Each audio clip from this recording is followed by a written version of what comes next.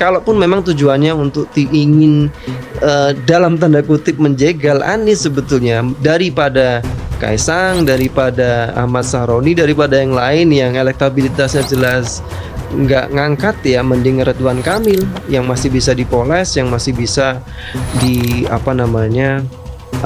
ditinggikan elektabilitasnya dalam beberapa bulan ke depan untuk bisa mengalahkan Anies sebetulnya. Assalamualaikum warahmatullahi wabarakatuh. Selamat bergabung kembali di podcast Circle Story bersama saya Naura. Teman-teman, hari ini kita akan berdiskusi mengenai situasi Pilgub khususnya di Jakarta nih teman-teman, di mana kan sudah ada beberapa nama ya yang katanya akan menjadi kandidat untuk mencalonkan diri, dan kita ingin tahu juga nih dari narasumber kita pembahasannya seperti apa. Di sini sudah ada Pak Fahlesa. Assalamualaikum Pak, terima kasih sudah mau datang ke studio kami hari ini. Waalaikumsalam Mbak Naura, terima kasih juga saya sudah diundang. Iya, baik Pak Fahlesa, bicara soal Pilgub nih di Jakarta, bagaimana pandangan Bapak melihat situasi Pilgub hari ini Pak?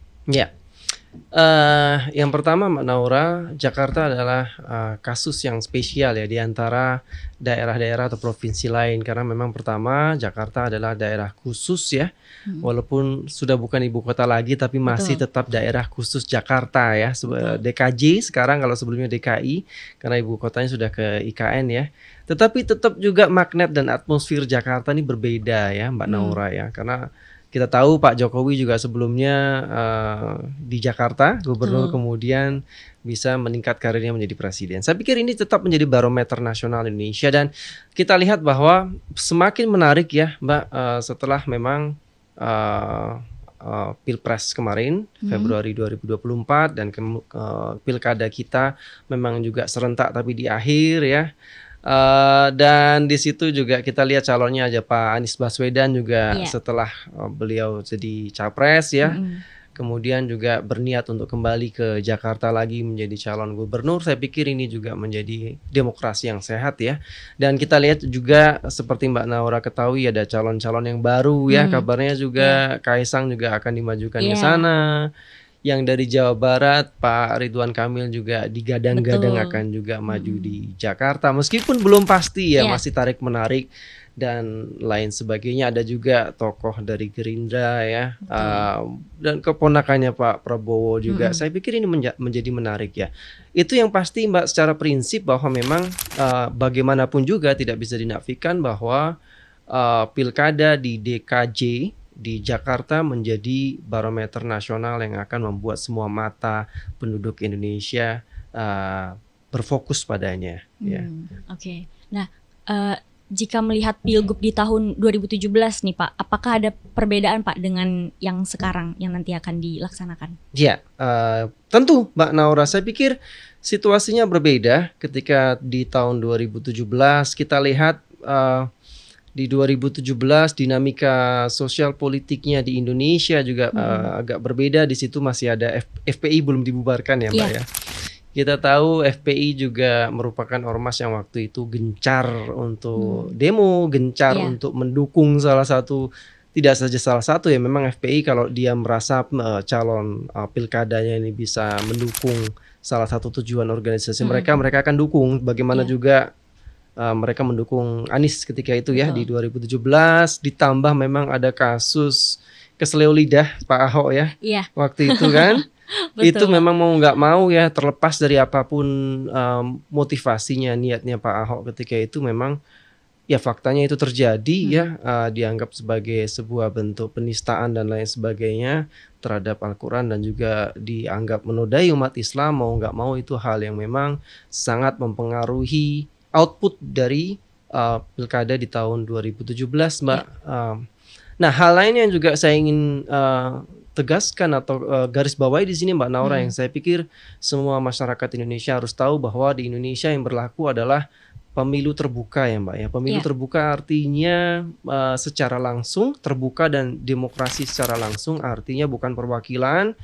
Dan untuk konteks Indonesia tentu saja demokrasi langsung itu mau nggak mau banyak faktor yang bermain. Dan rumusnya juga mau nggak mau juga tetap sama, Mbak. Kalau kita berbicara mengenai demokrasi langsung, elektabilitas menjadi faktor kunci, ya. Ya, Tetapi juga elektabilitas itu bersifat dinamis, tidak statis. betul. Artinya dia berubah dari satu periode ke periode lain, dari satu masa ke masa lain, tergantung faktor-faktor yang mempengaruhinya. Misalnya begini, rumus lain ya, salah satu faktor dari rumus pilkada atau pemilu secara langsung adalah yang juga ini terjadi di negara-negara lain adalah bahwa petahana atau incumbent itu memegang peranan yang penting, Mbak, dalam keterpilihan dia, dalam elektabilitas dia di pemilu berikutnya.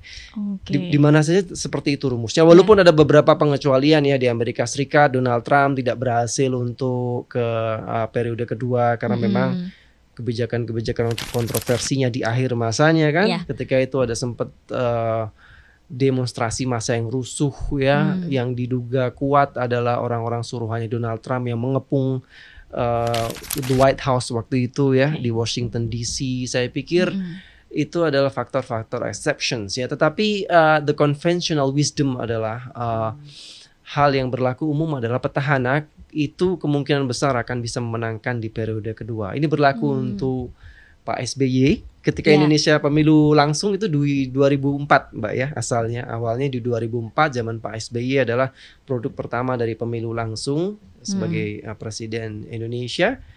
Dengan mudah berlanjut ke periode kedua, kemudian dilanjutkan Pak Jokowi ya, Mbak ya.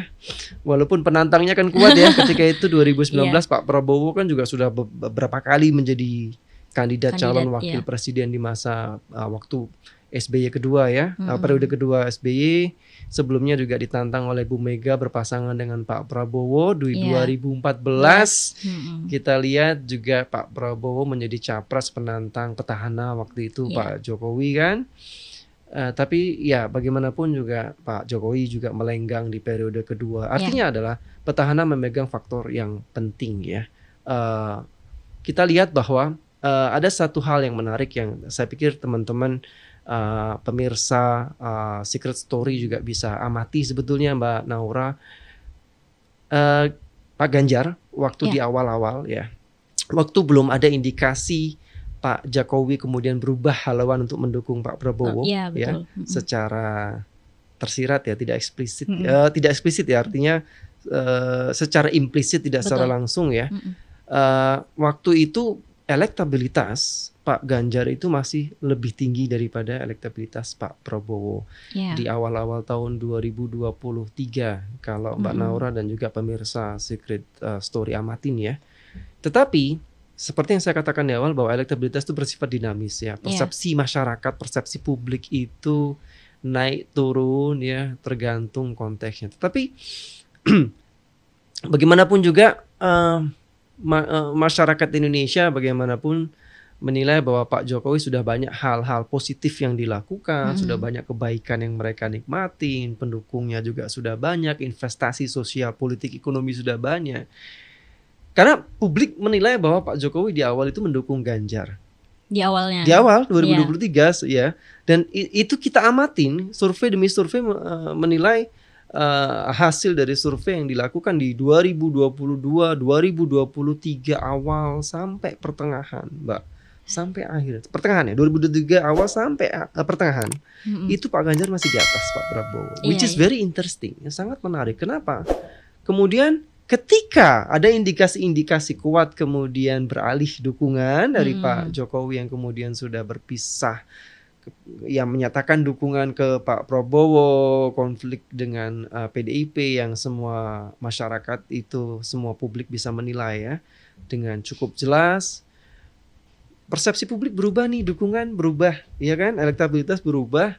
Kemudian Pak Prabowo elektabilitas perlahan-lahan meninggalkan Pak Ganjar. Artinya poinnya adalah bahwa di setiap pemilu langsung itu faktor elektabilitas itu bukan hal yang statis tetapi dinamis. Nah begitu juga di saat ini Mbak Naura ya, di saat ini ya, di medan pertempuran pilkada DKI atau DKJ ini, daerah khusus Jakarta, saya pikir tidak bisa tidak hal itu juga cukup berperan.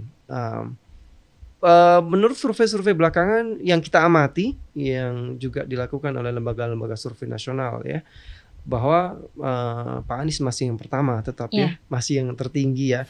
Tetapi di bawah Pak Anies sangat-sangat lebih kompetisinya lebih menarik, Mbak, lebih lebih hidup ya saya pikir ya. Kalau kita menduga rumusnya bahwa yang pernah menjadi gubernur sebelumnya atau wakil gubernur kayak Pak Ahok gitu ya, itu akan juga tetap tinggi ya. Tapi sebetulnya kalau kita amati di survei-survei, bukan Pak Ahok sebetulnya di bawah Pak Anies ya surveinya, Pak Ridwan Kamil sebetulnya. Pak Ridwan Kamil itu sebetulnya adalah posisi yang nomor 2 setelah Pak Anies kalau kita lihat elektabilitas. Nah, artinya Pak Sandiaga Uno yang sebetulnya bahkan wakilnya Pak Anies ya, itu justru jauh lebih di bawah lagi. Nah, itu adalah poinnya adalah bahwa memang persepsi publik ini berubah-ubah ya. Karena 1 dan 2 kondisi ya, dan lain sebagainya. Saya pikir dan juga Kaisang tentu saja walaupun memang beliau masih muda ya, banyak juga yang mengkritisi hal tersebut, tetapi karena memang anak dari Pak Jokowi mau nggak mau elektabilitasnya, popularitasnya juga tinggi ya.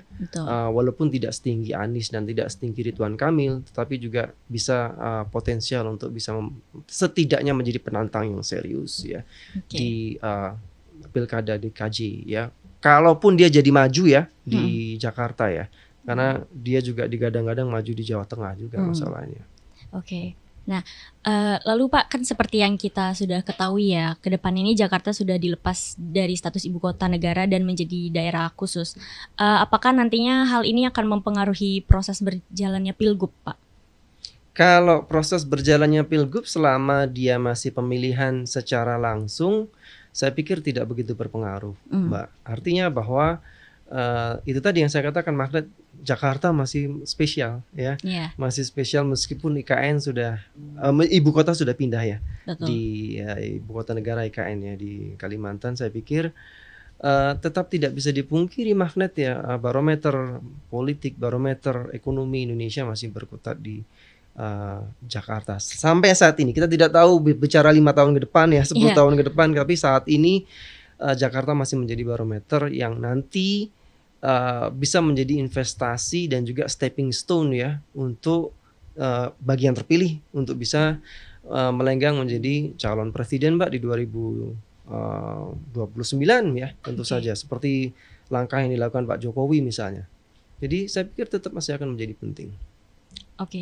Lalu apakah ada kemungkinan lain nih Pak, seperti berubahnya calon-calon ini? Maksudnya nama-namanya kan kemarin udah ada yang naik ke permukaan ya Pak, seperti Pak Anies, Ahok, Ridwan Kamil, dan lainnya lah ya. Ini kira-kira akan bisa berubah lagi nggak nih Pak? Pasti berubah sampai sebelum pendaftaran ditutup ya di KPU ya, Agustus kan.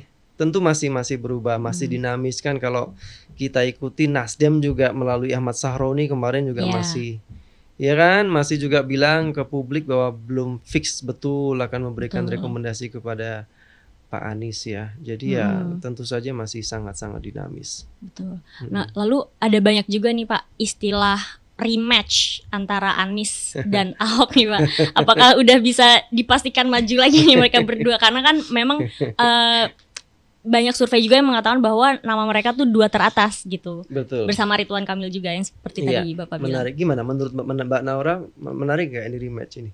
Ya, menarik Pak, karena kan di sebelumnya kan juga mereka pernah menjadi kandidat kalau juga. Kalau menarik sih menarik. Kalau itu akan diangkat sebagai sebuah konsumsi berita mungkin menarik. Tetapi kan bagaimanapun juga semua penyokong atau pendukung itu akan ingin memastikan bahwa jagonya kemenang kan Mbak.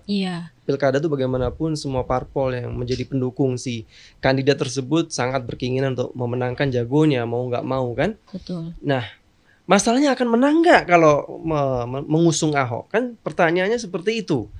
Yang pertama adalah menghadapi Anies ya. Anies mau nggak mau dia adalah mantan capres gitu kan. Dia sudah investasi keliling Indonesia, menabung juga, menambah elektabilitas politiknya. Itu jangan dilupakan ya. Betul. Bahwa baru saja kemarin dia tuh keliling Indonesia untuk menabung, untuk investasi politik, elektabilitasnya pasti juga masih akan bertahan ya.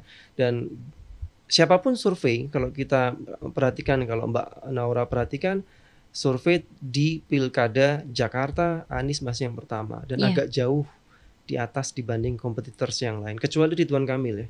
Ridwan Kamil adalah yang paling bisa mendekati Anies Baswedan, walaupun tidak ada satupun survei yang menyatakan bahwa yang nomor satu itu bukan Anies ya. Iya. Ya, jadi masalah begini Mbak, survei-survei untuk kita realistisnya begini. Kalau Ahok yang pertama adalah secara elektabilitas dia di posisi masih jauh di bawah Anies saat ini ya. Walaupun di antara yang tinggi, tetapi sudah jauh berkurang kalau kita bandingkan dengan Pilkada 2017 lalu ya. Kenapa? Ya faktornya banyak ya, karena memang waktu itu mau nggak mau keseleo lidah ya. Dengan pernyataan kontroversialnya, yang mau nggak mau itu akan juga mempengaruhi elektabilitas dia. Yang kedua, mau nggak mau secara sosiologis ya, akan beresiko kalau Ahok akan muncul lagi. Kenapa beresiko? Gelombang-gelombang protes masyarakat dari kelompok Islam itu kemungkinan besar juga akan kembali bangkit seperti 212 ya. Dan kalau sudah bangkit seperti itu, destabilitas juga akan bisa terjadi di Jakarta ya. Setiap hari demo, setidaknya setiap Jumat demo mungkin ya. Dan itu hal yang tidak diinginkan oleh pemerintah baru nanti oleh Pak Prabowo. Saya pikir itu akan sangat-sangat mengganggu stabilitas sosial dan politik di Jakarta. Meskipun FPI sudah bubar Mbak Naura, tetapi kan bubar kan hanya organisasi, orang-orangnya masih ada. Habib Rizik juga masih ada, iya kan, belum meninggal gitu kan maksudnya. Ya, selama masih ada orang-orang itu juga masih punya sumber daya, masih punya jaringan, nggak perlu harus pakai nama FPI untuk bisa turun ke jalan kan. Mereka bisa pakai nama alumni 212, bisa itu pun kalaupun dilarang juga bisa pakai nama lain, dan itu bisa menjadi akan memunculkan polaritas kedua ya, pasca Anies Ahok versi pertama di 2017 bisa saja terjadi di 2024 ini. Itu faktor yang menurut saya sebagai pengamat politik tidak bisa dielakkan, yang potensialnya akan terjadi cukup besar di 2024 ya. Polaritas yang sangat tinggi di 2017 tidak menutup kemungkinan akan terjadi di 2024 untuk Pilkada Jakarta jika ada rematch kedua. Nah, lalu kalau menurut Bapak bisa nggak Pak kalau justru mereka berdua berpasangan sebagai gubernur dan wakil? Nah, kalau itu malah bisa. Itu malah mungkin kalau itu ya. Kalau itu mungkin masalahnya Anies mau nggak kan begitu. Anies mau nggak kan begitu. Jangan lupa di belakang Anies ini siapa? Pendukungnya juga ada PKS kan. Iya. Apakah PKS mau dengan Ahok gitu ya? Dengan track recordnya penista agama. Iya. PKS itu pendukung setia Anies saya pikir ya. Oke lah, Nasdem masih 50-50 lah. Tapi kalau Anies tanpa PKS bagaimana? Apakah dia bisa maju nanti secara syarat dukungan partai politik di Pilkada? Nasdem kalau nggak jadi, PKS nggak jadi juga, nggak bisa maju dong. Iya betul. Anies nggak punya partai kan? Nah seperti itu kurang lebih logika hitung-hitungan politiknya dan sosiologisnya Mbak Naura. Lalu Pak, terkait pengaruh, bagaimana tarik-menarik pengaruh Jokowi, yaitu Prabowo dan partai pemenang pemilu PDIP di Pilgub ini Pak? Ya, kalau saya melihat ya Pak Jokowi tentu dan Pak Prabowo ya, artinya bagaimanapun juga Anies ini akan menjadi penantang di 2029 ya. Jadi kalau dia bisa berhasil kalau bisa menang ya di pilkada ini tahun ini 2024 untuk Jakarta ya, dia akan menjadi a serious and very potential contender ya di 2029 kan. Semakin dia menjadi kembali lagi jadi gubernur, dia tabungan investasi politiknya gede dong. Dia bisa sebar-sebar kebaikan sana sini kan, nabung popularitas, nabung elektabilitas yang akan menjadi contender atau kompetitor yang sangat kuat di 2029, entah itu Prabowo lagi atau Gibran.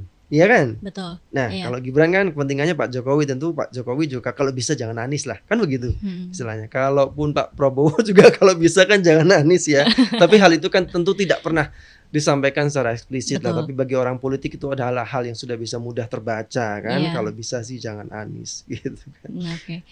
Lalu Pak, beberapa survei juga menyatakan bahwa seperti tadi Pak Falesa juga sempat bilang nih, Anies dan Ridwan Kamil itu justru unggul nih Pak, dibandingkan yang lain.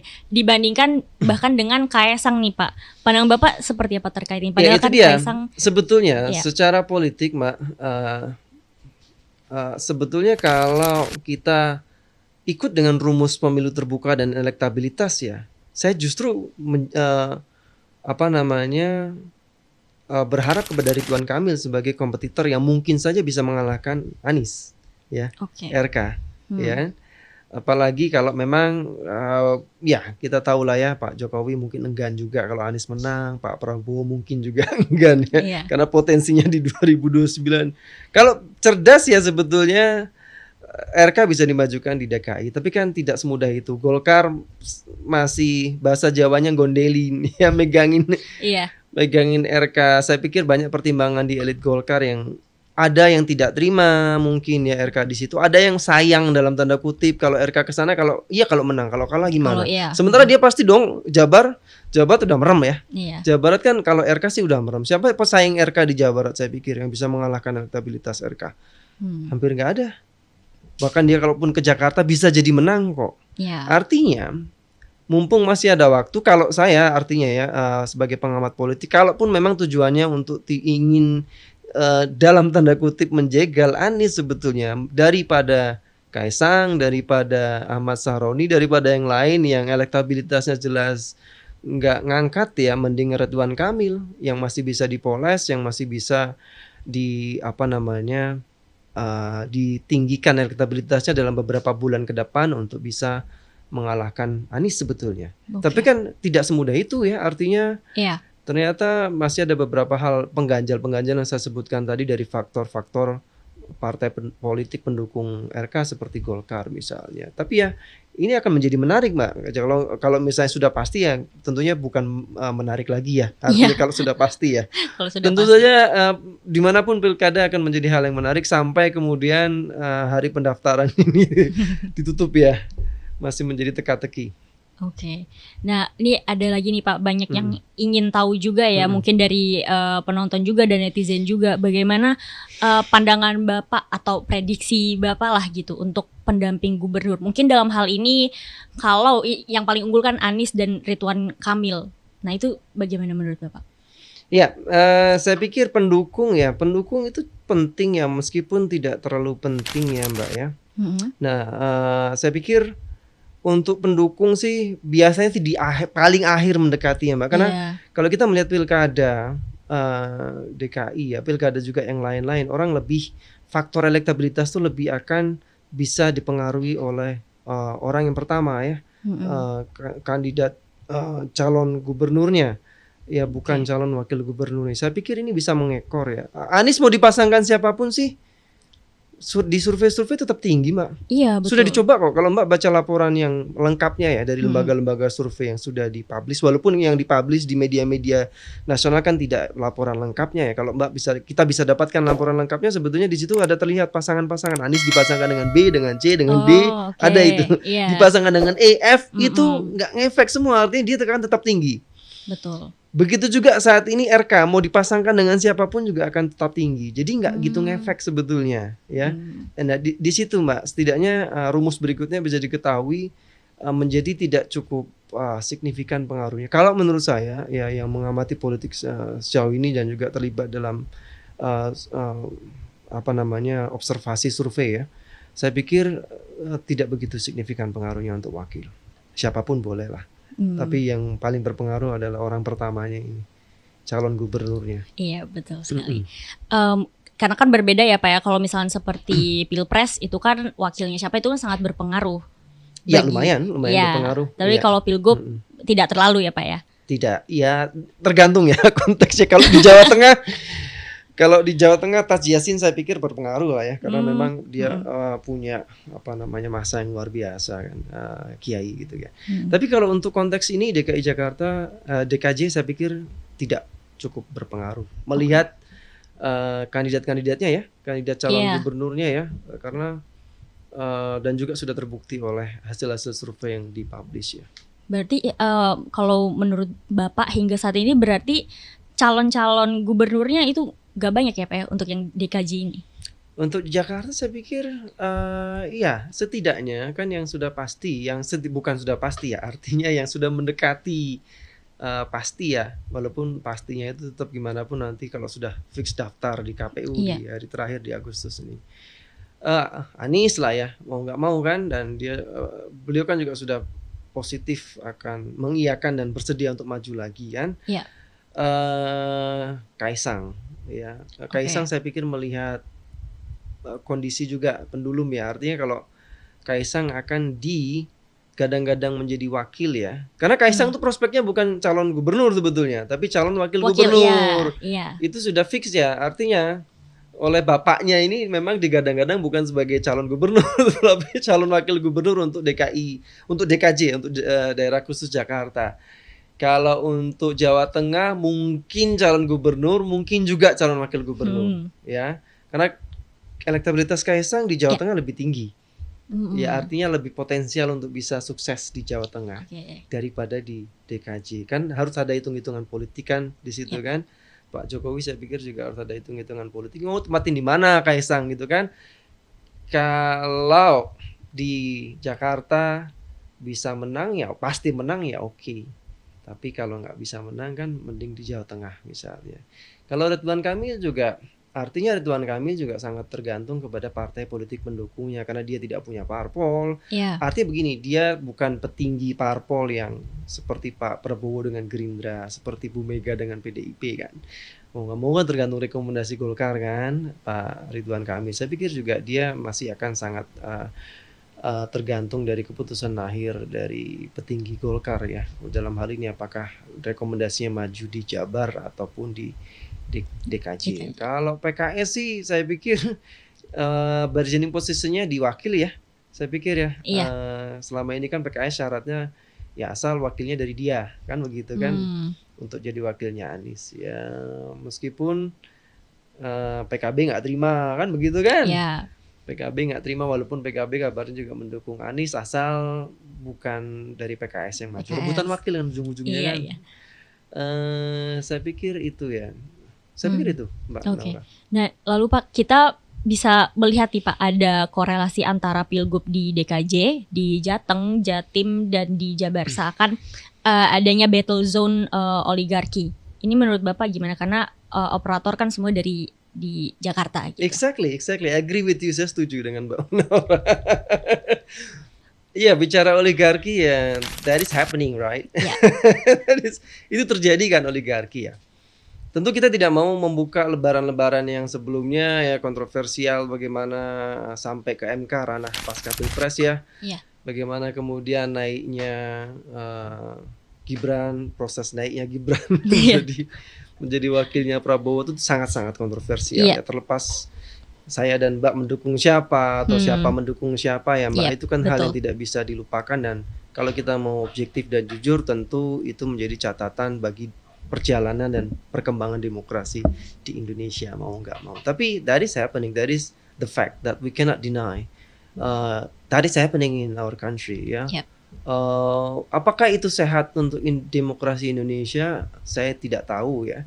Tentu kalau Anda bertanya kepada para akademisi ilmu politik ya, teoretisi ilmu politik, tentu saja tidak sehat ya. Tapi demokrasi Indonesia kan juga tidak harus sama persis dengan demokrasi ala Amerika Serikat misalnya ya.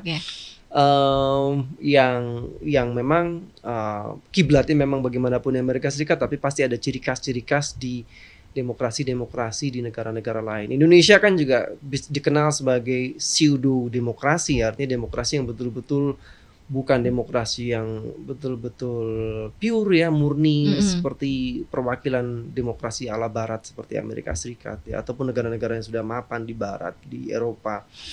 Karena memang kita juga baru saja kan menikmati demokrasi itu, dan karena bagaimanapun Indonesia bagian dari negara-negara Asia Tenggara yang secara kultur politik di situ, secara tradisi mau nggak mau, suka nggak suka adalah kulturnya adalah kultur feodal dan otoriter ya.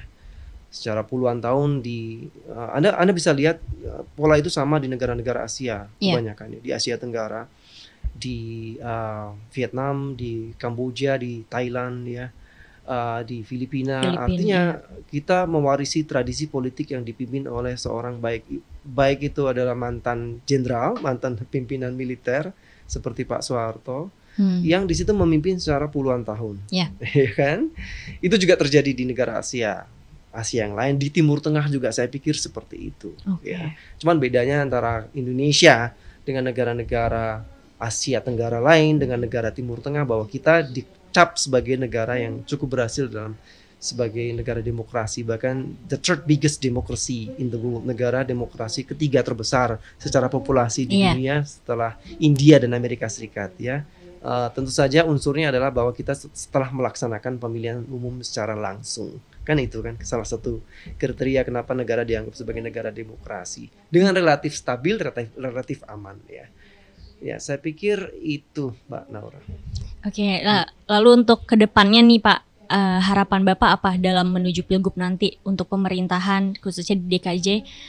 Harapan Pak Falesa apa Pak? Ya tentu harapan saya, harapan Mbak Naura, harapan pemirsa Secret Story ya sama ya, agar aman, tentram, damai, nggak terjadi seperti 2017 ya Mbak ya.